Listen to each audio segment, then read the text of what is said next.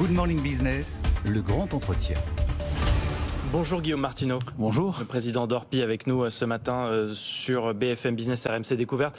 On va parler d'immobilier bien sûr, beaucoup de sujets. Peut-être commencer par l'actualité. Le Haut Conseil de stabilité financière qui se réunit aujourd'hui et si on en croit son président, donc il se trouve que c'est Bruno Le Maire, il devrait annoncer de bonnes nouvelles pour les emprunteurs immobiliers. Il dit étudier de nouvelles mesures pour assouplir davantage les conditions d'octroi des crédits. Vous dites quoi? Il était temps? Ah oui, il était temps, mais je serais très content que ça soit annoncé. Alors, comme vous le dites, c'est hypothétiquement à 14h, mais enfin, gageons que cette fois-ci, les mesures iront au bout. Mais oui, il est temps, bien sûr. Vous attendez quoi, concrètement, de cette journée? J'attends qu'enfin on ait des mesures stables, qu'on arrête les effets d'annonce, parce que ça fait quelques mois qu'on parle de ça. On a besoin d'un cap fort sur le logement. Donc moi, ce que j'attends, c'est qu'enfin les Français sachent à quelle sauce ils vont être mangés en matière d'immobilier, de fiscalité. Donc ce que j'attends, c'est qu'on redonne du souffle à notre secteur, parce qu'on manque de souffle actuellement et c'est un peu difficile. Donc Mais ça, les professionnels que vous êtes ont les moyens de le transmettre aux politiques, de leur faire comprendre que vous avez besoin d'une vision long terme et que ça suffit, les mesures qui changent tous les trimestres? Malheureusement, on leur dit régulièrement. J'ai croisé Monsieur le ministre du Logement il y a peu, je lui en ai parlé, mais la difficulté, je crois qu'ils entendent. Je pense qu'ils voudraient. Ils doivent être contraints avec tout un tas de choses à côté, mais bien sûr qu'on leur dit, on leur redit sans arrêt, parce que nous, on est sur le terrain au quotidien. On vit le quotidien des Français, la difficulté de se loger, de trouver un prix, un prêt, et quels que soient finalement vos revenus. Donc ce quotidien, on le vit, mais je pense qu'eux ont encore cet éloignement du terrain qui les bloque. Orpi, c'est 1365 points de vente aujourd'hui, 9000 collaborateurs, 1000 associés. Sur le terrain, comme vous dites, cette crise immobilière, elle se matérialise comment en termes de nombre de transactions et en termes de délai? Alors, en termes de transactions, on est à moins 24% par rapport à nos compromis de l'année dernière, donc c'est quand même significatif. Oui.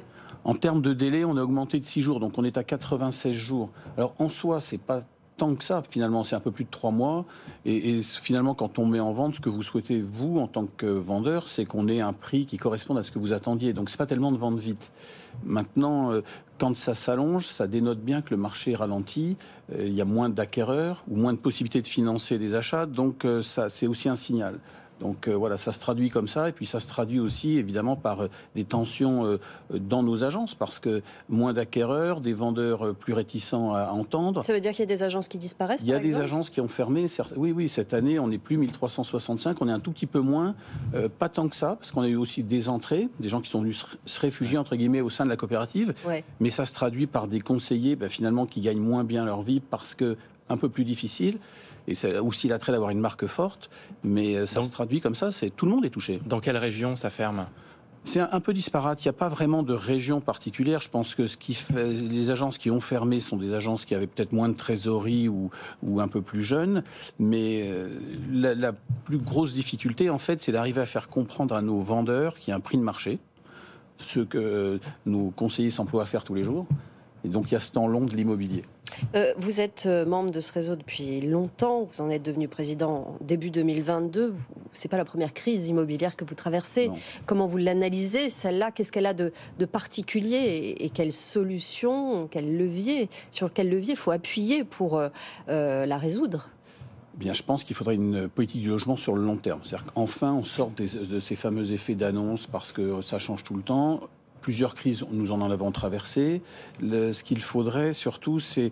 il y a la conjonction financière, c'est-à-dire que les taux d'intérêt qui ont augmenté. Vous avez la crise du bâtiment, le coût des matières premières aussi qui augmente avec ce qui se passe à l'international. Donc en fait, il y a plusieurs facteurs. C'est difficile de dire c'est l'un ou l'autre. Il y a un problème essentiel dans l'immobilier, c'est la confiance. C'est un problème de confiance. Il faut se dire que l'avenir sera plus gai que ce qu'il n'est, donc il faut pouvoir investir.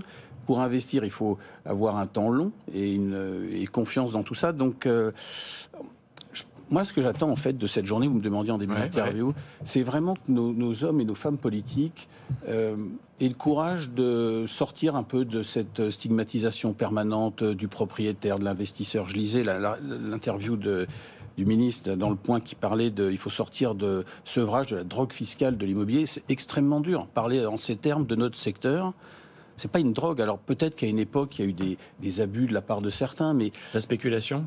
Oui, ou des promoteurs qui peut-être ont abusé des politiques fiscales. Mais encore une fois, dans mon métier d'agent immobilier, dans ce que traversent nos agences, ce sont des Français qu'on loge.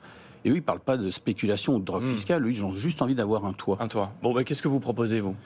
Justement, qu'on arrête de faire le yo-yo sur de la fiscalité. Mais alors concrètement, taxer un peu moins, parce que vous ne pouvez pas demander à des gens d'investir sur les DPE, sur améliorer l'habitat, et puis augmenter les taxes foncières, maintenir la fiscalité sur la plus-value. Donc il y a une espèce de...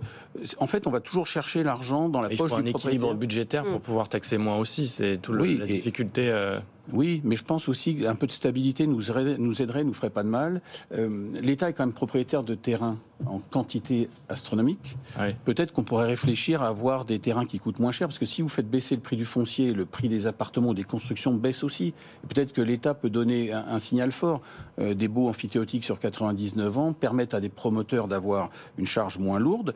Et puis nous, derrière, on pourra financer des jeunes, ou des moins jeunes d'ailleurs, parce que moi, je m'en fiche qu'ils soient jeunes ou pas jeunes, j'ai besoin de loger des gens. La fiscalité, libérer du foncier. Il y a aussi effectivement cette question des passoires thermiques. Depuis la loi climat et résilience, on peut dire qu'il y a quand même un sacré bazar dans le milieu. Il a fallu mettre tout ça en place. Il faut que les propriétaires rénovent leur logement. Il y en a énormément qui sont classés F ou G, qui pourront bientôt plus être loués. Est-ce que cette réglementation, cette proposition de l'exécutif qui pourrait possiblement appliquer un coefficient de pondération aux petits appartements, ce serait une des solutions, ou c'est pas la bonne solution ?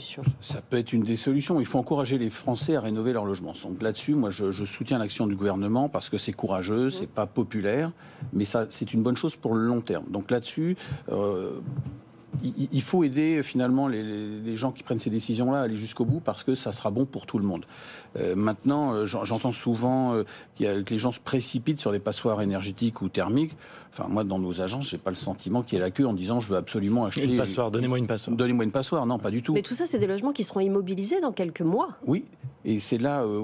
Mais vous avez ma prime rénov, par exemple, l'action du gouvernement qui redistribue de l'argent pour rénover, qui n'a pas été utilisée complètement cette année parce que c'est tellement compliqué pour comprendre tout ça, et même j'en suis bien incapable de vous expliquer tout de suite là comment fonctionne ma prime rénov, parce que ça change tout le temps. Donc vous avez de l'argent que l'État pourrait redistribuer, qui n'est pas redistribué, des Français qui sont là en ne sachant pas quoi faire devant ça. C'est là où je dis qu'on a besoin de simplicité, de bon sens.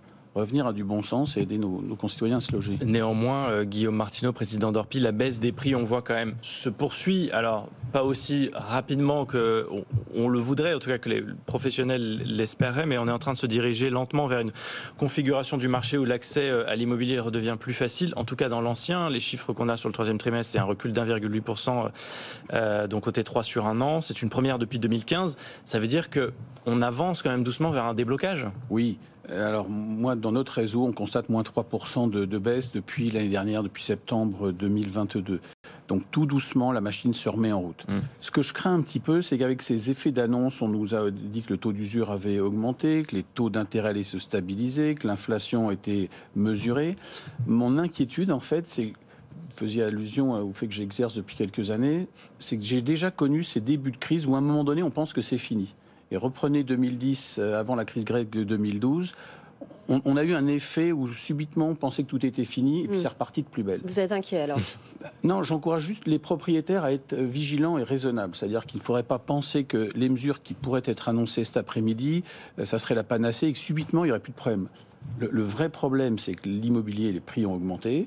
Le salaire des gens n'a pas augmenté, donc il y a quand même toujours cette difficulté. Donc les taux d'intérêt stabilisés, c'est une bonne chose. Les banques qui nous prêtent un peu plus, ça ne pourrait être que mieux. Mais il faut aussi que nos propriétaires soient raisonnables. En fait, le marché doit retrouver un peu de calme. Et on suivra bien sûr ces annonces ensemble sur BFM Business. Merci beaucoup, Guillaume Martineau, président d'Orpi.